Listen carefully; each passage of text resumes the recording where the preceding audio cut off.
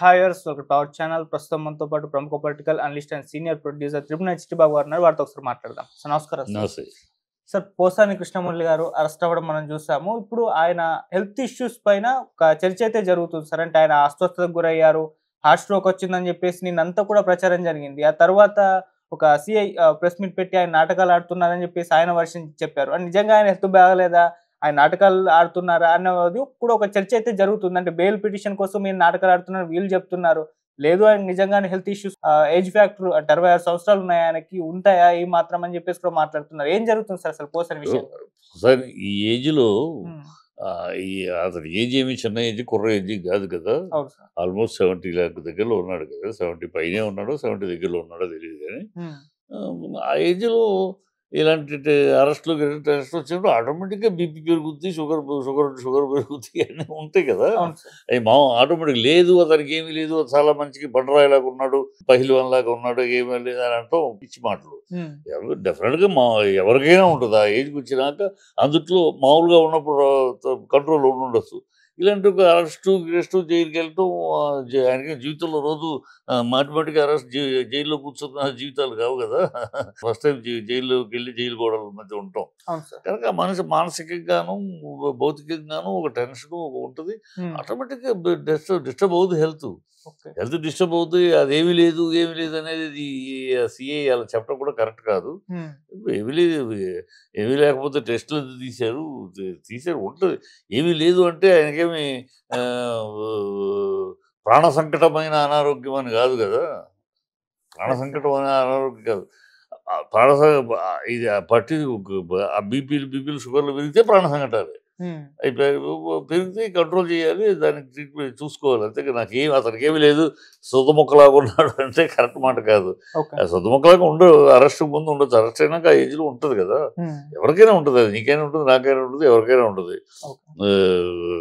చంద్రబాబు గారిని అరెస్ట్ చేసి లోపల పెట్టినప్పుడు ఆయన వీక్ అయిపోలా. ఆయన మన మంచి ఎప్పుడు వ్యాయామం యోగా చేసే మనిషి కదా, మరి ఆయనకి ఆరోగ్యం దెబ్బతిల్లా. అప్పుడు అది డ్రామానా? కనుక ఏం పిచ్చి మాట అలా మాట్లాడకూడదు. ఇది కేసు విషయం కోర్టు ఏం చెప్పుద్ది అది వేరు. అలా కాకుండా కోర్టును కూడా ఇన్ఫ్లుయెన్స్ చేయాలన్నట్టు, కోర్టులో కూడా ఇతనికి బెయిల్ ఇవ్వకుండా ఇన్ఫ్లుయెన్స్ చేయాలంటే ఆ కోర్టుని ఇన్ఫ్లుయెన్స్ చేసే విధానంగా ఉంది వీళ్ళ మాటలు. అది కరెక్ట్ కాదు. అయిపోయింది, చేశారు. కోర్టు ఇక్కడ దేశంలో చట్టం ఉంది. చట్టం ఏమి చెబుద్దో దానికి ఫాలో అవుతారు, అంతే కదా. ఆ చట్టాన్ని కూడా ఇన్ఫ్లుయెన్స్ చేసే విధంగా మనం అతనికి ఏమీ లేదు, గుండ్రాయిలాగా ఉన్నాడు, బండరాయిలాగా ఉన్నాడు, ఏమీ లేదు, ఊనే నాడు, ఇవన్నీ ఎందుకు అవసరమా ఆ మాటలు మాట్లాడటం? అంటే ఎవరి కోసం మాట్లాడుతున్నారు ఆ మాటలు? మీకు పోలీసులైనా మీకు అతను ఒక సిటిజన్, మీరు పోలీసులు ఫర్ ది పబ్లిక్. మీరు ఒకళ్ళ కోసం కాదు కదా, ఒక వర్గానికి, ఒక పార్టీకో, ఒక మనుషులకో కాదు కదా పోలీసులు. మీరు ఎందుకు వాళ్ళ మాటలాగా మాట్లాడతారు కదా? కరెక్ట్ కాదు అది. అండ్ ఆయనకి ప్రాణహాని ఉందని కూడా కొంతమంది మాట్లాడేస్తున్నారు సార్. ఈవెన్ ఒక యాక్ట్రెస్ పూనం కౌర్, ఆమె కూడా ట్వీట్ చేసింది, చూసే ఉంటారు. ఆయన అంటే ఒకప్పుడు నాకు ఆయన అగ్రెస్ట్ గా మాట్లాడినప్పటికీ ఆయన హెల్త్ ఇష్యూస్ మీద ఒకసారి కాన్సన్ట్రేట్ చేయండి, ఆయన ప్రాణహాని ఉందేమో అన్నట్టు ఆమె కూడా వ్యక్తం చేస్తూ ఒక ట్వీట్ చేశారు. ఇప్పుడు ఆయన సన్నిహిత వర్గాలు కూడా ఉందేమో అన్నట్టుగా వ్యక్తం చేస్తున్నారు సార్. అంతా ఉంటుందా సార్? పూనం కౌర్ ఎప్పుడు అమ్మాయి ఎప్పుడు ఒకసారి 6 నెలలకు ఒకసారి 3 నెలలకు ఒకసారి నిద్ర లెగుస్తుంది. అమ్మాయి మాటల గురించి చెబుతుంది కదా, అమ్మాయి గురించి పెద్ద పట్టించుకోవాల్సి. ఎప్పుడో ఒకసారి లెగుస్తుంది, పుసుక్కులు లెగుస్తూ ఒక ట్వీట్ చేస్తే మళ్ళీ 6 నెలలు పడుకుంటుంది, మళ్ళీ లెగుస్తుంది. సో అది కాలక్షేపానికి చేసే వాళ్ళ దాంట్లోంచి ఒక సీరియస్నెస్, వాళ్ళ కమెంట్లోంచి ఒక సీరియస్నెస్, సిన్సియారిటీ మనం ఎతకటం కరెక్ట్. ఆయనకి ప్రాణహాని ఎందుకు ఉంటుంది? ప్రాణహాని ఉంటే ఇప్పటికి అయిపోయేది కదా. ప్రాణహాని ఎందుకు ఉంటుంది? ప్రాణహాని కాదు, they want to ill treat him. అతను ఇలా మాట్లాడాడు కనుక అతన్ని ఇల్ ట్రీట్ చేయాలి, అవమానపరచాలి, అతనికి ఇబ్బంది కలిగించాలి. ప్రాణం తీయాలని ప్రాణాలు తీస్తే నష్టం వాళ్ళకే కదా. అది ఈరు ఎవరు ఆలోచించరు. ఏ రాజకీయ పార్టీ అయినా కక్ష సాధింపు కార్యక్రమంలో ఆ వ్యక్తిని అవమానించాలి, కించపరచాలి, అతను బాధ పెట్టాలి, హేళన చేయాలి, సమాజంలో ఒక లాఫింగ్ స్టాక్ గా చేయాలి, ఇవే ఉంటాయి. అది జరుగుతుంది అంతే. ఇక్కడ ప్రాణహాని అనే మాటకు అవకాశం లేదు, అర్థం లేదు. ఓకే. సార్ ఇవన్నీ చేసి అతన్ని అంటే అప్రూవర్ గా మార్చే ప్రయత్నం ఏమన్నా చేస్తారా అంటే జగన్ క్యాంటీగా ఇలా ఇప్పుడు అది ఆ ట్రయల్ జరుగుతుంది వాళ్ళ ట్రయల్స్ అది కదమ్మా ఈ బలి అడుగుతున్నారు మీరు వాళ్ళ ట్రయల్స్ అది కదా ఎట్లా కొట్లా వీళ్ళందరినీ ఒకళ్ళ తర్వాత ఒకరిని లిస్ట్ వేసుకుని అరెస్ట్ చేసి ఈ లిస్ట్లోంచి వీళ్ళ సాక్ష్యాలతోటి వీళ్ళ ఆధారాలతోటి వాళ్ళిద్దరిని టార్గెట్ చేయాలి. ఇప్పుడు ఆల్రెడీ చూడు పోసాని కృష్ణమూర్తితో టార్గెట్ చేశారు.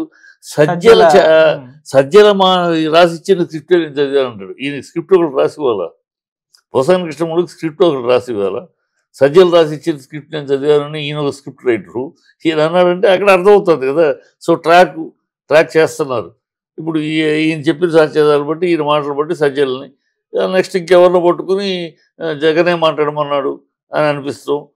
ఇది ఓపెన్, దీంట్లో వీళ్ళు చేస్తున్నది ఓపెన్ గానే చెప్పే చేస్తున్నారు. అందులో రహస్యం లేదు. రెడ్ బుక్ ప్రకారం చేస్తాము, బొక్కలు పెడతాం, చేస్తాం చెప్పారుగా. ఎలక్షన్ ముందు చెప్పారు, ఎలక్షన్ చెప్తున్నారు. ఇప్పుడు కేవలం లోకేష్ పని వేరే ఏమీ లేదు. లోకేష్ పని ఈ రెడ్ బుక్ పాలన తప్పితే మిగతా పాలన విషయం అతనికి సంబంధం లేదు. అతనికి సంబంధం లేదు. చంద్రబాబు మిగతా వాళ్ళు చూసుకుంటున్నారు రాష్ట్ర పాలన, ప్రభుత్వ పాలన. ఇతనికి ప్రభుత్వం లేదు, రాష్ట్రం లేదు. ఓన్లీ రెడ్ బుక్ అనే దానికి పెట్టుకున్నాడు. దాన్ని పట్టుకుని దాని మీద గడపడమే, పొద్దున్నే సైకిల్ దాని మీద గడపడమే ఆయన కార్యక్రమంగా ఉంది. అదే అనుకుంటున్నాడు అతను. అందుకే ప్రజలు గెలిపించారు. నేను రెడ్ బుక్ అన్నాను, ప్రజలు నన్ను గెలిపించారు అందుకే అని అనుకుంటున్నాడు. అనుకుంటే అది భ్రమ. ప్రజలు ఇందుకోసం గెలిపించలేదు వీళ్ళని. ప్రజలు గెలిపించింది ఏదో ఆశతోటి అయిస్తాన్ని చేస్తారు, ఆశపడి గెలిపించారు. ఆ ఆశలు ఒమ్ము కాకుండా ప్రజల్ని రెడ్ బుక్ మీద చూపించే చిత్తశుద్ధి, రెడ్ బుక్ మీద చూపించే కాన్సన్ట్రేషను, రెడ్ బుక్ మీద చూపించే డెడికేషను, మనం పేదలకు ఇచ్చే హామీలు ఏంటి, వాళ్ళు నిరాశ నిస్పృహలో ఉన్నారు, వాళ్ళు ఏదో మోసపోయామని ఫీల్ అవుతున్నారు. దానికి భరోసా కల్పించాలి వాళ్ళకి. దాని మీద కాన్సన్ట్రేట్ చేస్తే ప్రజలు హర్షిస్తారు. దీన్ని ప్రజలకి పట్టించుకునేది కాదు. ప్రజలేమి దీనికి తప్పు జైజేలు కొట్ట ప్రభుత్వం బ్రహ్మాండంగా పనిచేస్తుందని జైజేలు కొట్టాలి, తప్పట్లు కొట్టాలి చేయరు ఈ అరెస్టులకి. ఏమి మీ పర్సనల్ పగా ప్రతీకారాలు తీర్చుకుంటున్నారు. ప్రజలు కూడా అలాగే చూస్తున్నారు. పగా ప్రతీకారం సరే వీళ్ళు చేస్తున్నారు, రేపు వాళ్ళు వస్తే వాళ్ళు చేస్తారు. ప్రజలకు వెళ్ళండి ఇదే మాట్లాడుతున్నారు. వీళ్ళు వాళ్ళు చేస్తున్నారు, రేపు వాళ్ళు వస్తే అధికారులకు వాళ్ళు చేస్తారు. ఎవరు శాశ్వతం? వీళ్ళే పర్మనెంట్గా ఉంటారా? రేపు వాళ్ళు వస్తారు, వాళ్ళు వచ్చినప్పుడు వాళ్ళు పెట్టి ఒక్కొక్కళ్ళతో వస్తారు. ఇదే దరిద్రం తయారు దేశ రాష్ట్రంలో అని అనుకుంటున్నారు. సో కనుక ఇలాంటి అట్మాస్ఫియర్ రాకుండా చూడాలి. గత ప్రభుత్వం ఇలా అరెస్టులు చేసింది, అరాచకం చేసింది. అరెస్ట్ చేస్తే వాళ్ళని కార్యకర్తలను అరెస్ట్ చేస్తే కేసులు పెడితే అరాచకం గగ్గులు పెట్టారు కదా. ఇప్పుడు నాలాంటి విశ్లేషణలు కూడా తప్పు, ఈ అరాచకాలు ఉండకూడదని మాట్లాడాం కదా. మరి అది వాళ్ళు గత ప్రభుత్వం చేసింది అరాచకము, తప్పులు అని మనందరూ మాట్లాడినప్పుడు అదే పని మీరు చేస్తే అది అరాచకం కాకుండా పోతుందా? ఆ విజ్ఞత ఉండాలి కదా. వాళ్ళ తప్పు వాళ్ళు చేసింది తప్పు అని మనం గంటపదంగా మాట్లాడి ఇంత అరాచకమా, ఇంత రౌడీ రాజ్యమా, ఇంత కడప రౌడీ రాజ్యం ఈయన మాట్లాడి ఇవాళ మనం చేస్తుంది ఏంటి? సో వాళ్ళు చేసింది తప్పు అన్నప్పుడు మీరు చేసింది ఉప్పెట్లా ఉంది? అది ఈ ప్రభుత్వానికి విజ్ఞత కావాలి. ప్రజలు అమాయకంగా ఉండరు, ప్రజలు చూస్తారు. ఆ రోజు మీరు అన్న మాటలను ప్రజలు అంగీకరించారు, తప్పు జరుగుతుంది. సంక్షేమ పథకాలు ఇస్తున్నా అందరికీ పేదల కళలో చిరునవ్వులు తెప్పే జీవితంలో ఆనందం తీసుకొచ్చినా కూడా ఈ అరాచక భాషకి, అరాచక చర్యలకే ప్రజలు వాళ్ళు కదా. ప్రజలు అందుకే వాళ్ళని ఓడించి మిమ్మల్ని గెలిపించారు. అంటే ఈ అరాచక చేష్టలు, అరాచక మాటలు ప్రజలు అంగీకరించట్లేదు.